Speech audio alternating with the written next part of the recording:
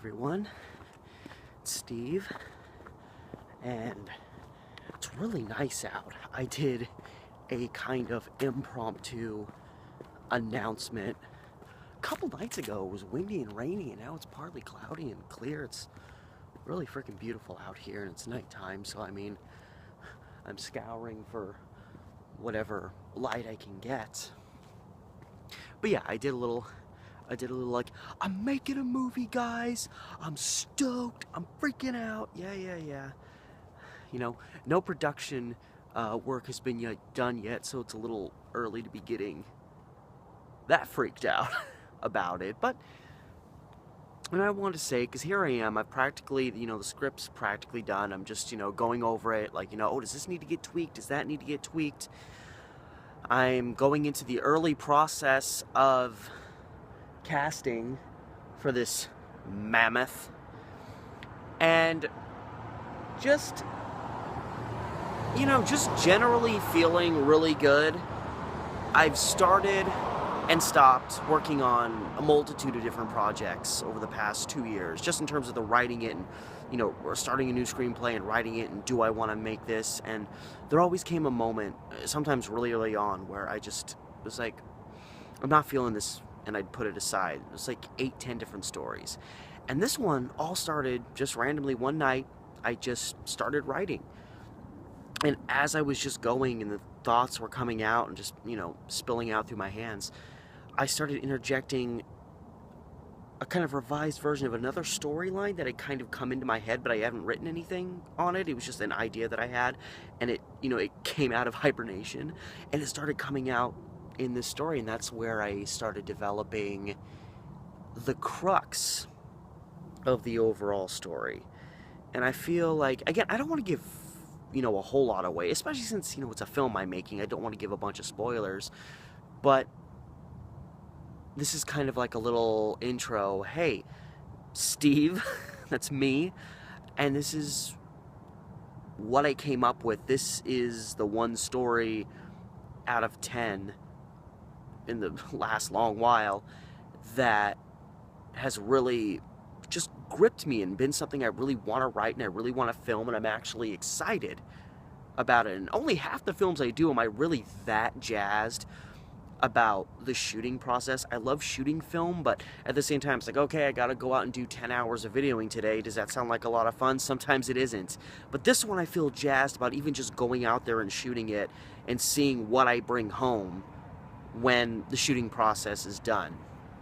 Now, the film that I am just finishing, going over, revising, making sure it checks out, making sure it's the way I really want it, is called You Make Me Smile, which literally, I didn't have a title for this film, and I started, the credit's not up yet, but it should hopefully be soon, but I started creating a credit on IMDb to go under my account, since I know for certain I'm going to make the movie, so I'm not just throwing up credits there that aren't going to go anywhere.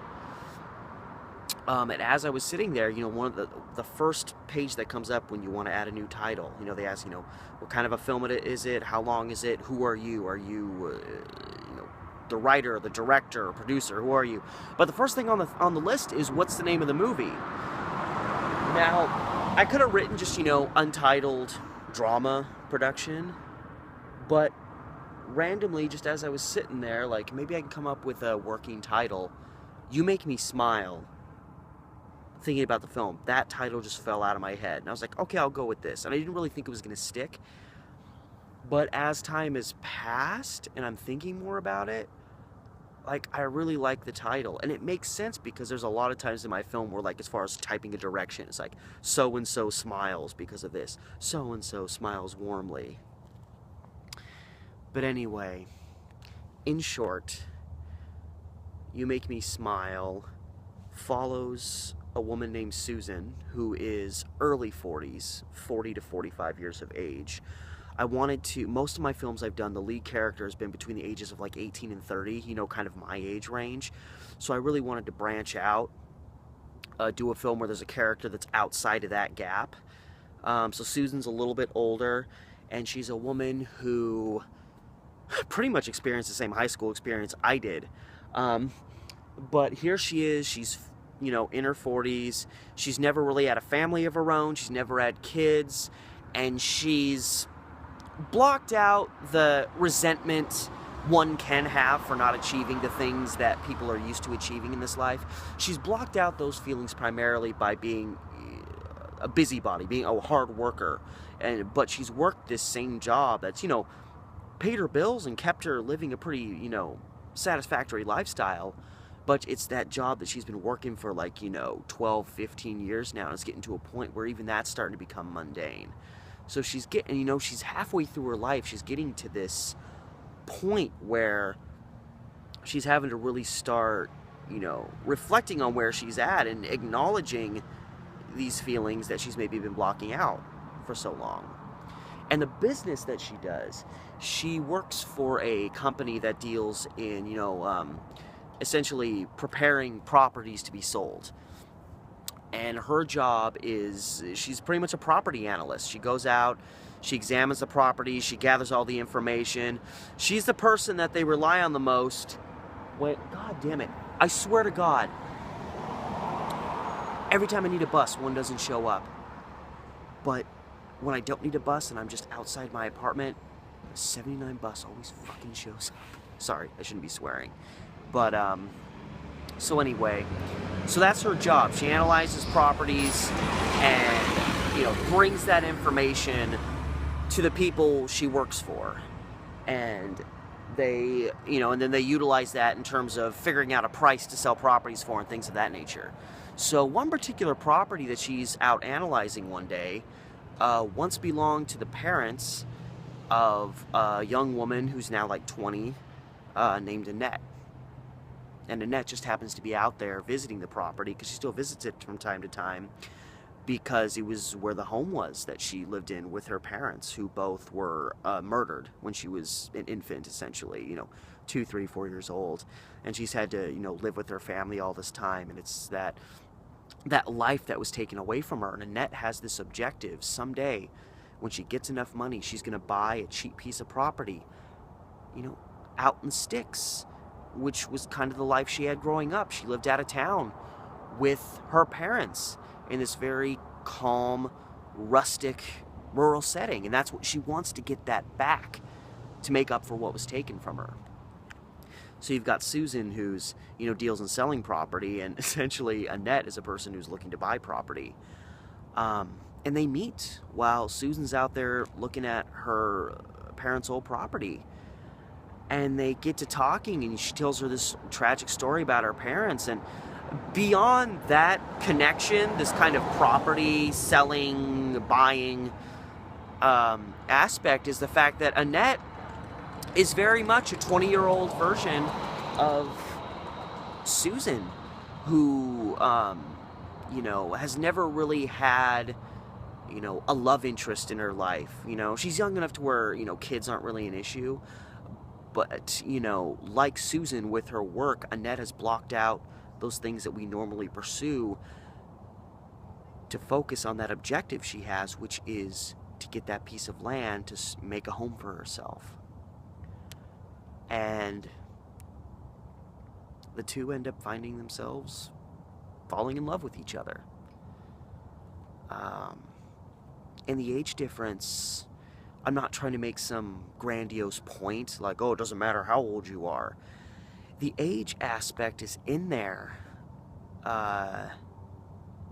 mostly because that's just kind of how it came out of me. But I love the aspect that you have two people at two completely different phases in life who have so much in common, and that is what draws them to each other.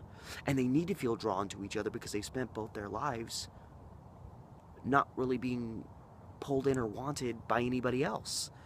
So that's a major connection that they feel for one another. And that, becomes romance and love, and it blossoms and it grows. This is something they're not used to, so when it comes and finds them, it's overwhelming. It's a honeymoon phase times 10. But the fact of the matter is, Susan's a woman who's grown up and lives in the city, and that's the life she knows, and that's the life she's kept. That's the life that she's likely going to stick out with forever. but Annette wants a life, you know, out there. So is that going to become a place of contention? Is it going to tear them apart? You know, those are the things that I have to address in this film, of, you know, where it's a love story, but not on the same lines as everything else. I always told myself, if I was going to try to do a film that's a love story, I'm not just going to bounce down the same staircase as everybody else. So that's really what You Make Me Smile is. That's where I'm going with it. And I'm really excited about it. I'm excited about the potential casting process. I'm excited about shooting it. I'm excited about putting it together and seeing what the final production looks like. And then whatever the hell else comes along after that. So the project is still very young. It's still very early, but I'm very excited. You know, even when I've got other stuff to do, I gotta go to work, I gotta go to the store, I gotta do whatever, I'm still coming home back to my place and working on it. And I'm excited. Like, as I'm coming home, I'm like, I know what I'm doing when I get home. So get ready, guys, because you're gonna be getting a lot of updates from me in the coming, you know, weeks, couple of months, what have you. So that'll do it. For this, I guess you could say this is the first update I'm kind of doing on the video, but call it what you will. See you guys later.